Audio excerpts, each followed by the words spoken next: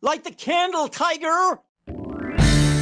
Hi there, welcome along to the Racing Post Golf Postcast. It's Bruce Millington, Steve Palmer and Star Sports golf expert Glenn Day. Looking back on last weekend, tough winners to find. Hope you managed to at least nick a bit of place money if you didn't land the outright wins. And then we're looking ahead to two great tournaments. Well, one great tournament, the Memorial, and then one slightly sort of weird one, the Belgian Knockout, the format of which we will explain later. First of all though, Steve, you were off last week, a little bit of a bonding time with young Tiger. How's he getting on? Thriving? Yeah, he's in fine fettle. Yeah, that's the paternity leave done and now fully focused on a big golf in summer. Yeah, it's all happening, isn't it? What have we got after? When's the next major? US Open can't be far away, can it? Yeah, US Open week after next, and then we got the Open Championship, and then we've got some really good European Tour events as well. Lots of you got the Irish Open, Scottish Open. I think you'll be impressed with the European Tour in the next few weeks. It needs to pull its socks up, as far as I'm concerned, if a tour does wear socks, because I haven't been that impressed with it lately. And again, I mean, Bernd Wiesberger, Glenn, what price was he? He was around the 40, 50 to 1 mark. So he was gettable then, wasn't he, I suppose? Yeah, he's been playing, he's finding his feet again recently. Obviously had a few injury problems. We all know what a good player he was a couple of years ago, so not totally unexpected, but slight turn up, shall we say. Was it a good week with Nar as well? I don't suppose Nar's not one of those people with a huge public following, is he? No, really? That's right. He's not a very fashionable player, is he? So, yeah, not a bad result for us. Fairly quiet week overall, but yeah, we managed to keep a little bit. Jolly good. And we're coming up to a decent, lively time now, so hopefully interesting golf will really start picking up. Yeah, definitely. Steve, would you have tipped either of those winners, do you think, if you were working last week? I don't think so. Wiesberger putted a lot better than he normally does. He was really, really strong putting performance that was very surprising. I think Kevin Na was a bit more gettable than Wiesberger. Na has some good colonial form in the book. And he's a new man, isn't he? I mean, he used to be very brittle in contention, but that was a superb front-running performance, and that's the second time he's done that now. He won the Greenbrier last year by 5 shots, weekend rounds of 65 and 64 to win that. So, yeah, I think we've got to start taking Kevin Na a bit more seriously now. And I believe he won a motor car and he gave it away, didn't he? What happened there, Steve? Yeah, he gave it to his caddy, didn't he? Oh, that's nice. Yeah. So that just look and learn, Matt Kuchar. Absolutely, yeah. I mean, Kevin Na's a good egg. I think Kevin Kisner bought his caddy a car after a win as well recently, and there's generous golfers and there's tight golfers, and Kuchar is the tightest on the circuit. The only thing is, Na's one of the slowest, I think, isn't he? Yeah, it does play slowly. But when he's a real grinder, isn't he? Obviously not blessed with as much natural ability as many others. So perhaps there are reasons why he needs to take his time a little bit more. Bit like you, Bruce. No, exactly. Glenn, have you ever had it pointed out to you that you're the namesake of one of the all-time slowest golfers, aren't you? A man so slow they used to call him Glenn All Day. Oh, that's charming. That's charming. Well, he did though, didn't he? I wasn't aware actually he was that slow, but my memory of Glenn Day, unfortunately, I used to play cricket just on the edge of London, Essex, and every week one of the guys there would come in. I see you're doing well again this week, and he wasn't referring to my cricket ability. He was the golfer on the other side of the pond. So. Oh, right. He was Glenn. I'm right there, Steve, aren't I? He was Glenn All Day, wasn't he? Yeah. I followed him at an Open Championship once just to see how slow he was, and he was an appallingly slow player who lacked any real ability as well. So I expect it's not a player that Glenn Day wants to be associated with. Are you a slow player, Glenn Day? No, I get on with it a bit, but I think you're a bit harsh on his ability there. He did win a European Tour event, I believe, back in the day. That's one more than I have. Who's the best player out of you two? What do you play off, Glenn? I play off 17. Steve tries to play off 17, but I think you're officially a bit better than that, aren't you? I play off 20 now, but if I play golf every day, I'll be a professional. It's as simple as that. Yeah, blessed with enormous natural ability. Spoken like the IT bloke off The Office. Okay, right, that's enough of last week. Let's look ahead to what we've got this week, and we will start off with the PGA Tour, the Memorial Tournament, played at Muirfield Village, Dublin, Ohio. A legendary gaff. And Glenn, set the scene by taking us through Star Sports market frontrunners. Yeah, the front of the market, Rory McIlroy at 9 to 1, Tiger at 12, Cantlay 16s, Justin Rose, Justin Thomas and Matt Kuchar at 18 to 1, 20 to 1 Rickie Fowler. They've got Matsuyama, Jason Day and Tony Finau at 22s. Bloody strong field, Glenn, isn't it? It's a very strong field this week, isn't it? And I grade them on certain criteria, and I've got this coming out as a 9. So even the majors don't always get to a 10. So it's very, very strong. Yeah. Really? Oh, what you give each tournament a rating, dear? Yeah, on certain criteria. Official World Golf Ranking is a major part of that, obviously, so that takes in the current form and all that. So rank all the tournaments for the strength, but yeah. Excellent. Well, that's going to become a regular feature. We'll get your ranking for the Belgian knockout in a minute, which I suspect won't be a 9. Right then, Steve, kick us off. Well, first of all, before you tell us the main tip, what sort of player tends to thrive at this venue? Muirfield Village has been the tournament host since 1976. The 2013 President's Cup was also played there. Always in immaculate condition. It's only Augusta that can get close to Muirfield Village in terms of pristine setup.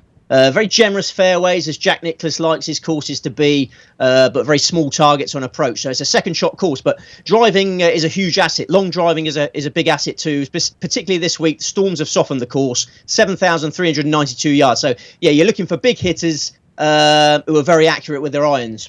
Okay, Bryson DeChambeau won last year. The year before that, the Duff won it, Jason Duffner. And before that, is it William McGirt?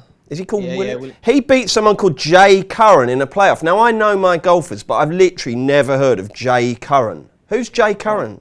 John Curran, yeah, good putter. Good putter, but pretty weak from tee to green. Okay, who's going to win it this week, Steve? Rory McIlroy is going to win this week. I think it's a rock-solid each-way investment. Well worth a decent punt. I think he's getting a lot of unfair criticism at the moment for winning only one US Tour event this season. He's been putting himself on the leaderboard virtually every time he's teed it up. Straight out the gates this season, he was 4th at Kapalua on his course debut, 5th at Torrey Pines on his course debut. Then he was 4th at Riviera, 2nd in Mexico, 6th at Bay Hill. This is, by the standards of any other player, this is fantastic form that he'd be lauded for, but he gets a lot of criticism because his standards are so high. Then he goes to Sawgrass and beats the best field that's assembled all season for his 15th US Tour title.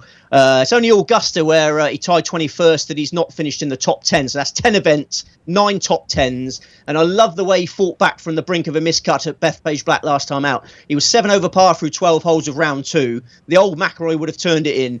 He was 3 shots shy of the cut line, but he carded 4 birdies and 2 pars in his final 6 holes to qualify. Then a pair of weekend 69s to finish 8th. I think there is mounting evidence this season that McIlroy is handling adversity better. There's a maturity about the 30-year-old McIlroy. His game is in mint condition. He tops the tee to green stats on the US Tour. He's 55th in the putting stats, which is a big improvement for McIlroy. Big improvement on the previous 4 seasons. I think McIlroy is weakness-free at the moment. And the key to supporting him this week is the schedule switch of the BMW PGA Championship from May to September. I bet you used to like going to that one in May, didn't you, Bruce? You're probably thinking, very much so. You're probably thinking, where's it gone? Well, it's gone to September, which is a massive boost to McIlroy's Memorial chances, because typically for the Memorial, McIlroy turns up jaded and jet-lagged. He's usually the star attraction at the week before at Wentworth. 5 of his 7 Memorial appearances have come the week after the PGA Championship, the week after he's competed at Wentworth. And there are 2 other occasions he's had a week off prior, but he had played at Wentworth the week before that, and then the Irish Open. He hosted the Irish Open the week before that. I know I'm boring you here, Bruce, but these are key. This is key information. This is the first time he's ever turned up at the Memorial fresh. You've won me. You won me over ages ago. I mean, and his Memorial form is good anyway. He's got 5 top 15s in those 7 appearances. So despite those handicaps, he's played well there. It's a great cool setup for him. And this time, as I say, he's got an opportunity to do himself justice. Okay, I'm just going to slightly poo-poo. Well, I'm not going to poo-poo that. I'm going to pass on a bit of poo-pooing from Paul Gowans on Twitter. He says, "Hi Bruce, a question for the lads on the Golf Postcast. When quoting Rory's form, shouldn't a number of his recent major finishes be downgraded? He was never in contention to win, but instead shot a low score on day 4 to finish 8th, etc. Surely better to contend." What have you got to say about that, Steve? Well, the bookmakers don't pay out on who's come from beyond and who's, if you backed him with the each way terms you're getting at the moment, there's 8 places available for this tournament. There's 8 places available pretty much every week now. I think what his point is that he was out of contention and just sort of, with the pressure off, came storming through for a sort of meaningless late finish. Well, the pressure certainly wasn't off at Sawgrass. Really tight finish on the most demanding closing holes in golf, and he held it together superbly then. So, no, I think McIlroy's getting a lot of unfair stick at the moment, and I think the time is right to strike. I mean, we'll have a listen to Glenn's rankings in a minute, but there's no Brooks Koepka this week. There's no Dustin Johnson. They're both having a breather. So, I don't think he's got anything to fear from anyone this week. I think he'll boss the tournament. Glenn, do you think Rory will boss the tournament? I don't know. I'm a bit like the Twitter follower there.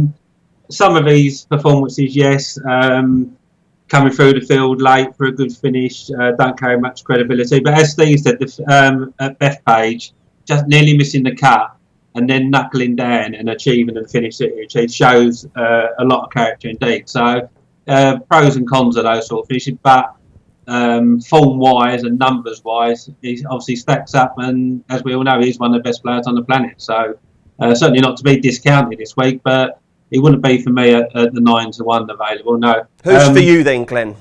My main selection this week is the tightest golfer on tour, I'm afraid, as you just mentioned, Matt Kuchar. It seems like years now since he didn't perform on a given week. 9-time PGA Tour winner. Twice this season at Mayakoba and the Sony Open at the start of the year. Form figures at Muirfield Village. This will bore you, but I'll read them all out. 10th, 5th, 8th, 2nd. Didn't play. 1st, 15th, 26th, 4th, and 13th. Oh, that doesn't bore me at all, mate. That's phenomenal. So I think he's worked out how to play Muirfield Village. Obviously fits his eye very well. If you add to that his recent form figures of 2nd in the Dell Match Play, 7th at the Texas Open, 12th in the Masters, 2nd again in the Heritage, and 8th last time out of the PGA, everything about Matt Kuchar's game is in perfect working order, and I can't see anything but another solid week. No, that makes total sense. Perhaps his caddy might get a chocolate orange or something if he obliges this week. Yeah, he might get more than the $5,000 again. Earlier in the year, yeah. Excellent. He's not being short of controversy, has he? He had the incident with Garcia at the match play as well. Yeah, what was that all about? I didn't think he was totally to blame there, but it was one of those 6 of one, half a dozen other. But he come off worse again, I think, on the back of what had happened with the caddy. So, but it doesn't seem to affect him, and he just gets on with it. Smiles away on the golf course as he does, and takes home a decent sized check every week. Yeah, I mean, he's always seemed such an amiable chap, but he seems to be getting a bit. His reputation's tarnished now, isn't it? Steve, Kuchar didn't make your portfolio. Was he close? Yeah, you've got to respect that record. I just there's been a lot of rain in the build-up at Muirfield Village this year, and I just prefer more powerful players. I think he might get a little bit outgunned, but I certainly respect that memorial record. And he's a 2-time winner this year, having a fantastic season. FedEx Cup leader. Okay, let's have your other tips, Steve. My next best is Hideki Matsuyama. I rate him the most likely sort of McIlroy danger. Accurate approach shots, as discussed, is the key to slaying Muirfield Village. Strokes gain on approach, Matsuyama is always a king of that stat. He won the Memorial in 2014. Then he finished 5th on his title defence there. Played well in the 2013 President's Cup at Muirfield Village. And he's been hitting his ball consistently well this year, but not putting great. I just if he gets a week of half-decent putting, I think Matsuyama is going to get some overdue silverware, and the greens of Ohio are where he comes alive. Not just that Memorial win. He won the Bridgestone Invitational, absolute masterclass. The 2017 Bridgestone Invitational, won that by 5 shots at Firestone in Ohio. This was the scene of his first US Tour win. Ohio was the scene of his last US Tour win. I think it could be the scene of his next US Tour win. Righty-ho, who else you got? And then I got Bryson DeChambeau. You mentioned he won the tournament last year. He did us a favour at 55-1. And surprisingly, given what he's achieved since that, you're getting a very juicy price this year as well. I think there's been an overreaction to 3 consecutive missed cuts. I think this week you'll see a much more focused, assured DeChambeau on his title defence. I'd rather consider his performance over the last year than over the last month. He's won 3 more US Tour titles since that Memorial glory, as well as the Dubai Desert Classic in record-breaking fashion. He's always played well in Ohio. He won on the Web.com tour in Ohio. So, I'll give DeChambeau a fair shout of a successful defence. Then I've got 2 more at much bigger prices. Peter Uihlein. former world #1 amateur, massive underachiever, won the US Amateur Championship. Should have gone on to bigger and better things. Slightly carefree attitude hasn't helped his career progression, I don't think. But he's rediscovered his A game in recent weeks. He was 5th in the Byron Nelson, 13th at Colonial last week. He was 5th in this tournament, the Memorial, last year. His lone Web.com Tour victory came in Ohio in 2017. So I think Peter Uihlein is a very dangerous outsider this week. And the final one is Jason Kokrak. Oh, not again. Jason Kokrak, every week. Yeah. He was. I think even when you were off the other week, it was someone else tipped him. What is he actually going to reward us at any point? We've got to give him another try. I mean, he's been superb all season, threatening an overdue US Tour victory. He almost won the Valspar Championship. Absolute agony for us. Final hole bogey, lost by a shot. He skipped Colonial last week to freshen up. I think it was a very sensible policy. He's played a lot of golf. Skipped Colonial. Muirfield Village is a better chance. It's a soft, long course waiting for him this week. He'll be licking his lips. It's the state where he grew up. He grew up in Ohio. He moved back there last year. So, we've got to give Kokrak one more try. Okay. Glenn, where do you stand on loyalty? Do you find yourself sort of sticking with players a little bit too long? Sometimes I'm not saying Steve is there, but it's difficult, isn't it? Because you get someone you think's playing well, and you give them a chance, and you give them a chance week after week, and it doesn't quite happen. Do you find it difficult to let these guys go, or you're pretty clinical? Yeah, no, I do, yeah. I mean, it was me who mentioned Kokrak last week, but obviously he didn't play. Oh, sorry, it was you, yeah. Yeah, no, and I said he'd been on my radar for about 7 years. I haven't backed him every week for 7 years, obviously. So, no, I mean, you get someone in your mind and they sort of stick there until, hopefully, they get that win. Who's the player, Glenn, who you've stuck with too long in your lifetime, would you say? I wouldn't say there is. No, I was going to say, I don't think I've ever backed anyone more than 2 weeks on the bounce. Really?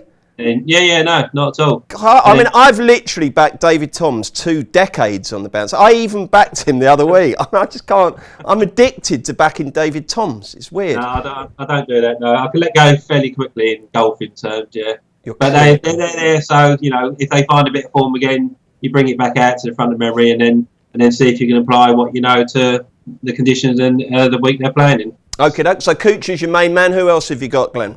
My second selection is Patrick Cantlay, former world #1 ranked amateur for a record 55 weeks. Big things have always been expected of this guy. This season, I will go straight to this season form. Just without a win, he's just amazing. 14 events he played, 8 top 10 finishes. Fantastic weekend at the Masters for a 9th place finish. Threatened the leaders until I think a double bogey late on. 3rd in the PGA last time out. His last 3 stroke events, he's finished 9th, 3rd and 3rd. He tends to wind people up a bit with slow play that's been mentioned today. That's his biggest downfall, I think. But good iron play. I think he's got a good all-round game. Figures very prominently in all the key stats on the tour this year. I think he's another one due for a big win. Just the 1 win on tour so far. But could be number 2 this week. I think slow players are an advantage because they're not police. They go at their pace, and the quicker players are the ones that get disadvantaged. So I think so they get slowed down, whereas they don't speed up. They can't. So, I think being slow is because both tours are so pathetic at policing slow play that it's actually a smart play. We're going to quickly spin through the rest of the front runners. I want a quick line from each of you. Steve, Tiger. Tiger, 5-time champion, but 7 years since his last Memorial win. May not be at full throttle, I don't think, this week. Lackluster performance at the US PGA. Didn't play much in the practice rounds before the PGA. There's a lot of whispers about potential injury, certainly potential for a bit of illness. Then last weekend he had the Tiger Jam. I don't know where you were about the Tiger Jam. It's a thing he does for his charity foundation. He had a very busy weekend in Las Vegas, schmooging with celebrities and whatnot. I don't think that was ideal preparation. He's only played 2 competitive rounds since the Masters. I think he's a little undercooked for this one. I don't think he'll find top gear again until the US Open. Okay, redefining quick line there. Glenn, Justin Rose. As we discussed last week, same thing. Playing okay, but something's not quite there. I can't put my finger on what it is. Being 4th in the betting, he's not for me, not at the moment, no. Steve, Justin Thomas.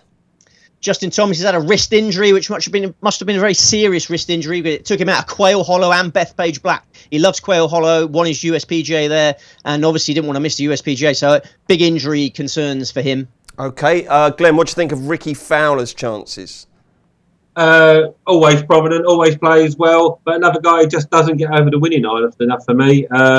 Talked up obviously as a major winner at the PGA, didn't get it done again there. Probably will contend, but again, not for me at the prices. Okay, and finally, Steve, what do you think of the Jordan Spieth revival? Mini revival. Well, yeah, certainly a revival on the greens. I mean, his putting stats were absolutely incredible for the first 3 days last week. But the long game's still not there for me. So, yeah, no, I can't have Spieth at Memorial. I think the one I want to talk about is Glenn Day. I wonder if... Glenn Day or Jason Day? Sorry. I want to talk to Glenn Day about Patrick Cantlay. I just want to ask him if it was his money that was causing the big gamble, because Cantlay was the last name off my shortlist because he's absolutely punted off the boards this week. As soon as the prices came out, the gamble started. I just wonder whether Glenn Day started it and it was just a snowball effect from there. No, it certainly wasn't me, Steve. Tenner each way won't do that to the prices. I like, Steve, I very much like the Paul McGinley pronunciation there, Cantlay. That is it. That's how he's going to be known from now. Patrick Cantlay. Brilliant. Right, we're all done with Memorial. I just wanted, can I mention two more? Well, two more, but Steve mentioned one of them. Peter Uline, I was going to put up as an each way as well. Okay. Steve pretty much said everything I got written down in my notes, so I don't need to say anything there. And another guy, Rory Sabbatini, the former South African, now Slovakian, I believe. Just been playing solid golf for the last few weeks. Always at the top of the leaderboard. Where have we gone here? Played well here with a second place finish in the past.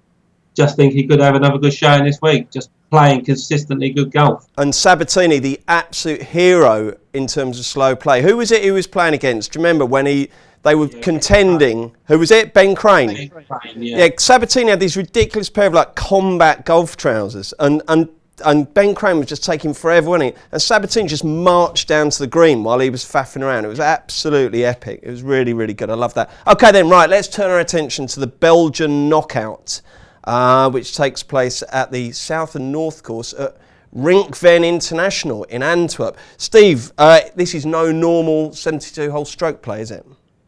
No. The format of this is quite quirky. It's the same as it was last year. It's the second edition of the Belgian knockout. 2 rounds of stroke play over the first 2 days. Then the top 64 qualify for the weekend knockout stages, which consist of 9-hole stroke play matches. So we've got last 64, last 32, last 16 played on Saturday, and then the quarterfinals, semi-finals, third place playoff, and final played on Sunday. So you just want to get your man through to the weekend. There is an additional carrot to playing well over those first 2 rounds. The top 16 seeds, the top 16 finishers over the first 36 holes will automatically progress from any tied matches at the last 64 stage.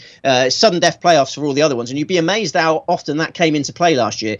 There were 5 of the top 16 seeds last year tied their last 64 match and then progressed. So you do want to play well over those first 2 days, and if you get in the top 16, you've got a little edge. There is arguably a case for extending that and just saying the highest finishing golfer in the stroke play goes through if it's tied, right, regardless of the top 16. But what do you think of the format, Steve? Bit random, or do you rate it? I like 72-hole stroke play events. I'm a purist, but I understand the thinking, and it went well last year. This tournament, the crowds enjoyed it, and a little bit different. And I mean, as a punter, you want longer tournaments to the better players tend to succeed over longer tournaments. A bit more random, but 9-hole stroke play is good enough for me. I mean, I won't get involved in the 6-hole nonsense, but 9-hole stroke play should identify the best players. Okay, Ottagay, what's he called? Ottagay beat Benjamin Hebert last year, didn't he? So good luck with that, if that's of any use to you. Now then, Glenn, what's your tournament rating here? What do you rank this as out of 10? It's in a 4. It's a 4. Is that about as bad as it gets? We do get the odd 3 and the very occasional 2. So yeah, there's not much lower than this. It's probably, although we talked about it last week, Thomas Peters, with the exception of him and Wiesberger, it's very, very low grade fare. Very low grade fare. What's the latest stake? Because the betting is absolutely wide open, isn't it? Yeah, Dan the Carver, 22-1 Thomas Peters, 25 Adrian Ategi, 28 Wiesberger and Detry, 33s Larazabal and Langas, 35, Richie Ramsay. And on 40-1, Benjamin Hebert, Chris Paisley and Matthias Schwab. Blimey, this is tough, isn't it? So you got the format, it's wide open. Anything can happen here, Steve, can't it? Anything could happen and probably will. Do you want to know what's going to happen? Yeah. Romain Langasque is going to win his maiden European Tour title. Absolutely top-class amateur. Made the cut in the Open and the Masters. Now making waves as a pro. He won on the Challenge Tour last year, then finished 5th in European Tour Q School to get his playing rights. Finished runner-up to Louis Oosthuizen in the South African Open. This year, straight back at it. 6th in the Kenya Open, 5th in the China Open, 3rd in Denmark on Sunday.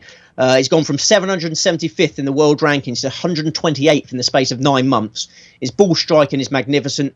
Match play opponents this week, if he gets through to the match play, which I fully expect him to do, his match play opponents are not going to get much encouragement. He's very, very strong from tee to green. He closed with a 66 in Denmark on Sunday, 5 back 9 birdies, so signed off with like maximum confidence. You can easily forgive his miscut in this event last year. He had no European Tour card. He was under extreme pressure. This course suits him fine. This time he's full of status, full of confidence. He enjoys match play combat. He won the 2015 Amateur Championship at Carnoustie, which has a similar format to this one. Also played in similar time of the year, finished in June. So, everything points to Romain Langasque. I think he should be a bit further up the betting this week. Righty-ho. Glenn, your main tip is? Main tip for me, Oliver Wilson.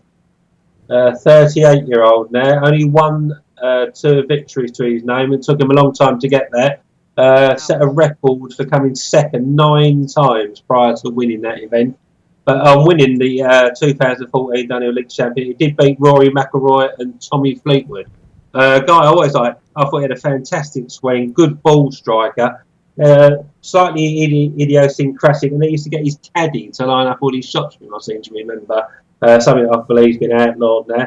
After winning that tournament, he went missing, in all honesty, for a few years. Rediscovered himself recently, probably more settled in his life. A 2-time Challenge Tour winner last year has obviously given him a lot more confidence. And he's hit 2019 running. 12 events played, posted 5 top 8 finishes. He's improved his stroke average by 2.5 shots. His driving distance, but only marginally, which you'd expect at 38 years of age. His greens in regulation by 11%, and his average putt per green in regulation is his best since 2012. 3rd last time out the Maiden in Denmark. Experience of match play format, if he needed. Walker Cup in 2003, and he was a Ryder Cup player in 2008. I think everything says that Oliver Wilson will put in a big show this weekend. God, you make a very convincing case there, Glenn. That was excellent. It'd be great, wouldn't it, for our old to roll back the years, Steve, wasn't it? Because we were hanging out with his brother at the Ryder Cup, weren't we, in 2008? That's it. You're great friends with his brother, and I remember swimming a few lengths with our old's brother. Yeah, he used to call him our old, and he used to hate Greg Owen, who was threatening to become Mansfield's best golfer. That's right. Those were the days, weren't they, mate? Eh? Oh, they were wonderful days, weren't they? But it'd be nice to see our old win. It would. Okay, who else are you going to augment Langasque with, Steve?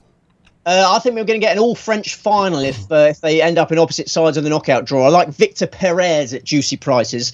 Perez, another fine young prospect from France. He was world number 376 when he came to this event last year, so he had no right to do anything special, but he finished 3rd in the stroke play element. And then he won 3 matches on the Saturday, won all his matches on the Saturday, lost in the quarterfinals the following day. So a great effort last year. His career has progressed since then. He's looked very comfortable on the European Tour since his promotion. 2-time Challenge Tour winner. Very strong ball striker, well suited to Rinkman International. He has a tight tree line track. And he finished 15th in the British Masters earlier this month. So I think Perez can go well at a very juicy price. And who else do you like, Steve? And then the final one, I just got a 3-pronged attack this week. We had a Spanish winner last year. I think we could get a Spanish winner this year. Pablo Larrazabal. He's going to be a difficult character to play against. If he gets through the match play stage, you don't want to be drawing Pablo Larrazabal. He's aggressive, he's quirky, he's noisy, and he relishes a scrap. He's beaten some world-class opponents in duels for much more prestigious titles than this one. He fended off Colin Montgomery to win the French Open. He beat Sergio Garcia in a playoff for the B&W International. He saw off Rory McIlroy in a ding-dong battle for the Abu Dhabi Championship. So Larrazabal's not scared of anyone. He's gutsy. and I see him making a very strong tournament debut. He closed with a 66th or 8th place in the British Masters. And then his next time out, he was 4th last week in the Maiden Denmark, a pair of weekend 68. So I think he's found form at the perfect time to be a knockout contender. And Steve, he's a good wind player. I know that because I watched the final round coverage on Sunday, and all they ever kept going on about was Rathbay's a great wind player. They must have said it about 9 times. Honestly, that was the limit of what they knew about him. And he's putting really well. I mean, the last couple of years, he's suddenly become one of the best putters on the European Tour. So, I think Razabal could go far. Just, obviously making his course debut. So if we can sneak him through to the knockout stages, I think he'll go far. OK, Glenn, as well as Oliver Wilson, who else are you putting up? Well, my second selection, again, Steve's done all the work for me, was Romain Langasque. Again, Steve pretty much said everything there. 2019, he's really found his feet again. He's had a few dips in form in the past, as Steve mentioned. 4 top 6 finishes this year. A great ball striker. I agree with Steve. He'll have a big week. OK, just the 2. A little mention for Richie Ramsay. Good player in wind, links courses, coming from Scotland, former US amateur champion. The amateur reference seems to be coming up quite a lot today. A guy, not a big hitter, plots his way around the course, and I think that would be suited round here with the tighter tree line fairways. Found his form in his last few outings. He's lacked consistency a bit the last couple of years, but 14th, 5th and 12th last 3 goes. I think he could be in a good show. He played here last year, made it to the match play section, but got beat in the first round, but he was in no sort of form then. Coming here in better form. Solid player, and I like his attitude to the game. He plays with a heart, and I see him playing well this weekend. Steve, talk to me about Ramsay's compatriot, the young boy Bob McIntyre. Because I have found, I must say, the early months of the European Tour a little bit dull and a bit moribund, but I think this kid's got a future. He looks really, really impressive. What do you think of him? Do you rate him? Yeah, I like what I see from him. He's only 22, good prospect. He could be the next Greg Chalmers, couldn't he? A short, stocky left-hander, free-flowing swing, putts really well. He looks like he wants to be contending, doesn't he? I mean, I know he fluffed it. He didn't fluff it on Sunday, but he backed out of it with that poor drive at 17. But I mean, apart from that, I thought he looked like he was loving the competitive element of it. Yeah, normally takes longer for players to settle on the European Tour. He's instantly settled, back-to-back second places. I think he's just bought his mum a new house or something with his cheque from the British Masters. So he's a solid character. Clearly got some guts, and could go far. Yeah, I like him. Okay, anything else you want to mention for the Belgian knockout, Glenn? Or are you all done? I was just going to a little word for a guy called Tapio Pulkkinen, a Finnish guy.